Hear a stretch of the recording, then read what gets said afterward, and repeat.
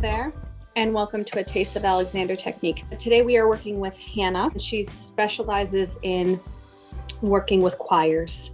Hannah described that she is having difficulty not being into the choir and how she likes the moments when she is directing, when she feels like she's really truly collaborating with her choir. We're going to be playing with a couple different concepts today.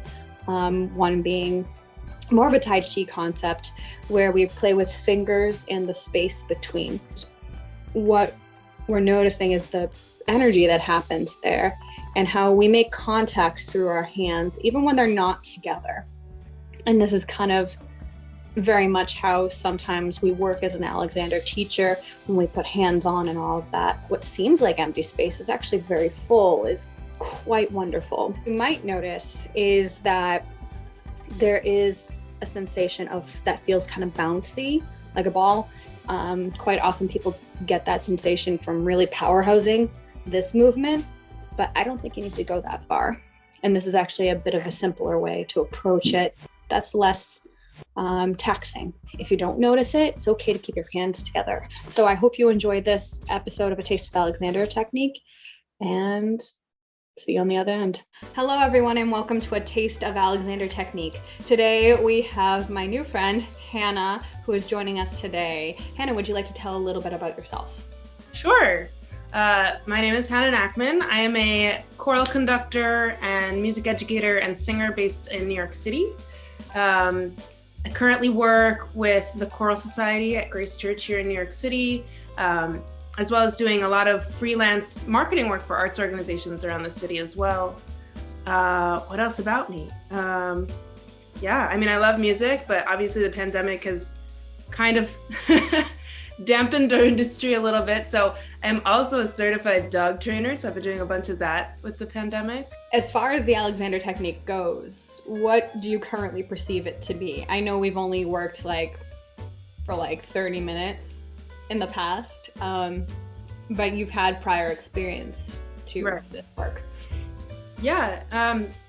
So I know that there's about 407 definitions of what Alexander is, but I guess my takeaway from it is that it's really just accessing the ease and mostly ease, but the ease and the space necessary to not get in your own way, so that you don't kind of crunch down on yourself and get in your own way, but that you're really allowing yourself to expand and be there for the music or for your singers and so on. My favorite Alexander term, actually, I don't think we discussed this the last time, but is being convex. Convex is this whole sense of being open to give and receive when you're making music. In the past, when I've had success with Alexander, it's when I've felt like each little change was minute.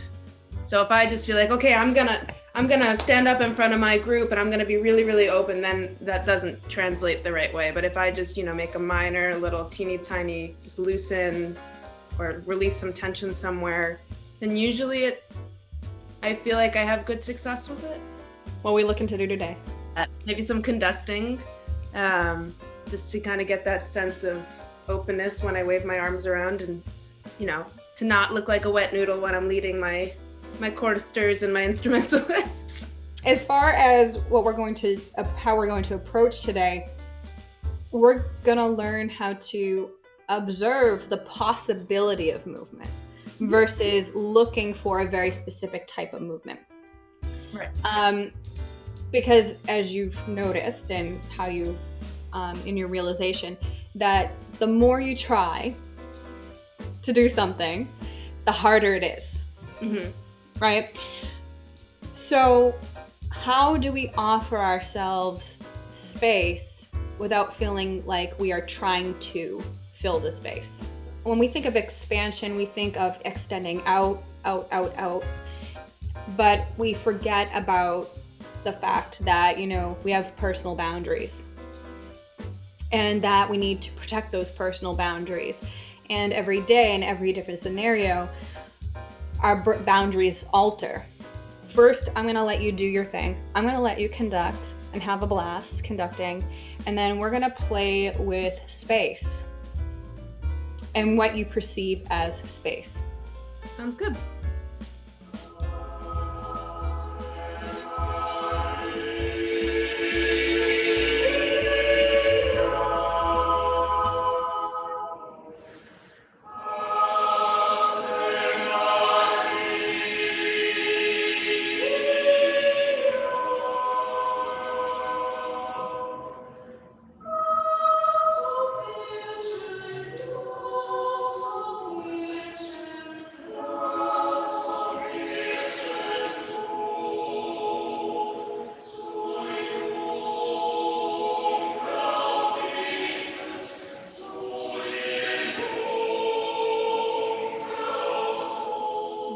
did you notice right off the bat? So I felt myself go right back into old things that I actually had fixed in the past, like using my body wise, I mean.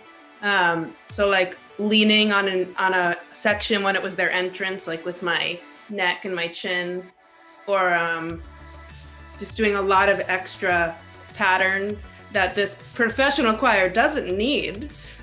I do wonder, the difference with live singers versus what we currently have, but we got to work with what we have. You might feel a similar sensation to conducting a choir that you have zero control over,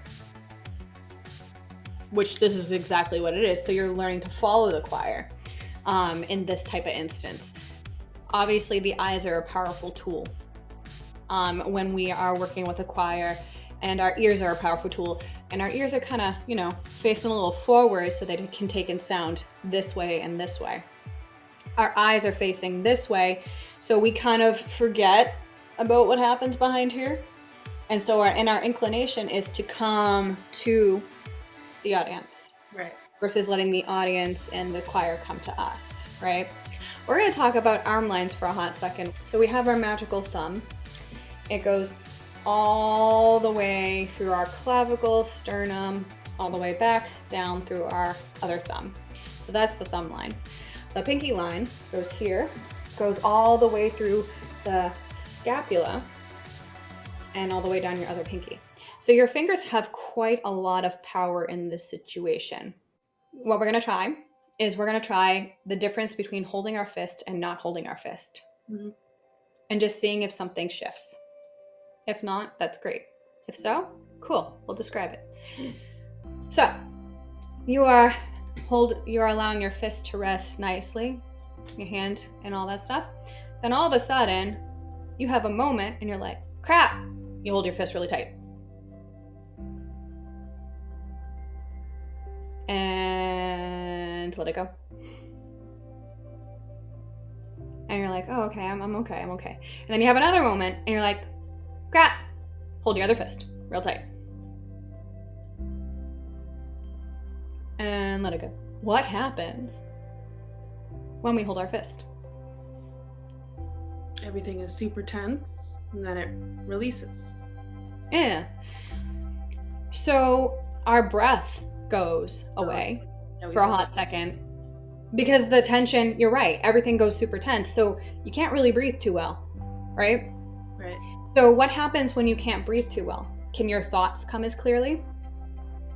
No, ma'am. I'll literally tell my ensembles, like mid-rehearsal, hey, are you breathing? Because I'll just watch them like forget to breathe. And I don't mean when singing, I just mean when existing. We just get caught up in our lives and we don't breathe. It's so true. So that's a really quick way to check in to see if you're breathing or not. So this is kind of more along the lines of Tai Chi. I learned it from my instructor, Jamie Culberson. So when we were in the training, we did Tai Chi every Tuesday, which was great because it reinforced a lot of things, but with a different mindset. Mm-hmm. So we're going to take our lovely fingertips, and I've used this so many times. It's a great reminder. We're going to play the game of fingertips touching and seeing how lightly you can touch them, and then eventually how far away you can have them and still feel the touch. Mm. And as soon as you feel ready and you still feel those fingertips gravitating towards each other, see if you can allow them to 2% come apart and still feel the space between your fingertips and your palms. If you don't feel it, you can always go back towards touching until you notice the connection again, and then let go of your fingers, 2%. And maybe see if you can allow your armpits to release 2% as you're letting your fingertips come apart. So as you're letting your fingertips come apart, you have the ability to kind of play with the space between. You might feel a little bouncy if you push in. It feels like there's an opposing force happening. And you can see how far away you can have your hands and still feel that they are connected. What? What are you noticing? The opposing force is wild. Like, I literally feel like there's something like bouncing me back there. That's crazy. I'm just enjoying watching you. I know, I kind of lost it. No! Shouldn't have left. Tai Chi gods are watching. Oh, there it is. I kind of feel it again. It's weird. As soon as they don't look like they're not symmetrical, like if one hand kind of slips down, I lose that sense of the force. As soon as they're like, I literally just felt it as I went back up. As soon as they're matching, I feel that resistance again. It's like kind of wild. Yeah, and they'll come up to a point where you even notice it when they're not fully aligned. Yeah, it's the visual of having them aligned. It's the thought process of them being connected. Because connection doesn't mean alignment. We talk about this all the time when we're doing performances, that we work off each other's energy. It's so true.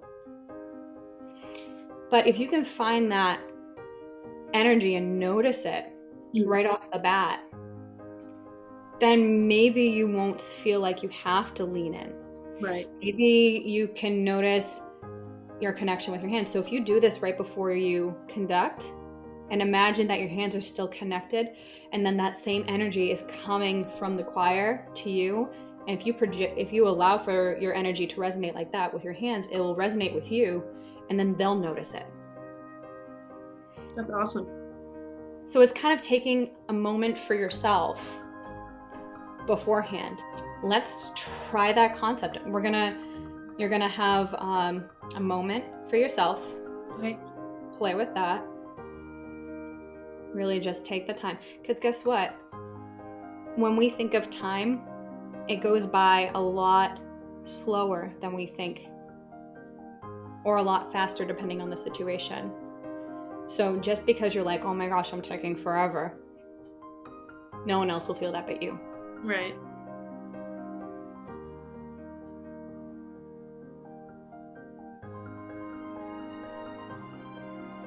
And allowing your armpits to soften 2%. Remembering that your pinkies are connected to your scapula. And your thumbs are connected to your clavicle and sternum.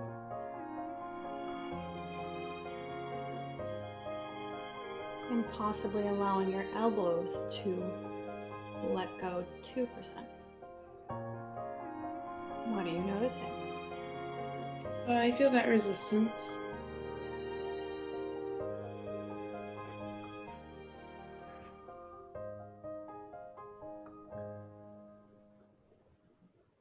Oh, wow. That's further than you got before. Mm-hmm.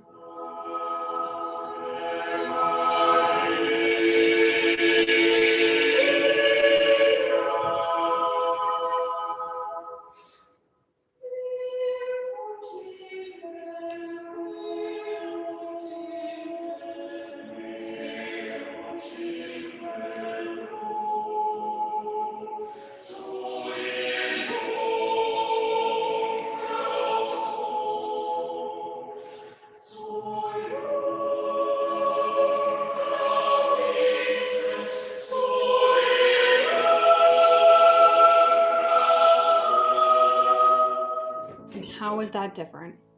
It definitely had more of like a settled, just let it flow through me action instead of shoot it out action. At least the way it felt. I wasn't looking at my video over here. But it just felt much calmer and I would imagine more inviting. I felt like I had more of that convex situation going rather than the first time where it was very much like, where's the beat gonna land? And also a weird side effect, which I think is a good thing as someone who does too much pattern all the time, was I noticed that on long held notes, I didn't feel the need to beat that. I could just kind of let it be with like dead beats and then bring them in when they needed to come in.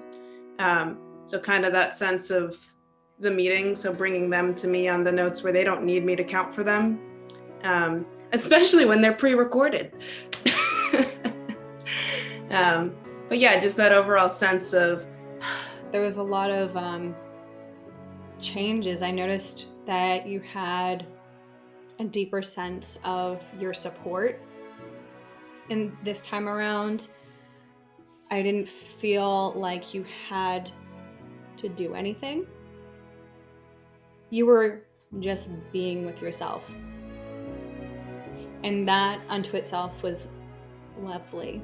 You had a bow, meaning a word or phrase for something today. What would it be? A word immediately popped into my head, but it sounds like the wrong thing, but I think you'll know what I mean. Resistance. Not resistance to change or anything, just the feeling that the opposing energy against mine, that kind of resistance, this resistance. It's not like putting up a wall, but it's just inviting my ensembles, my players, my singers to come collaborate with me instead of me micromanaging it. You have your space, that's your sacred space, and they have their sacred space, but you're allowing for them to meet. Mm-hmm. There are different styles of conducting for sure, and they all work in their own ways, but I think a collaborative way is a very nice way to be, and so this was super helpful. Thank you.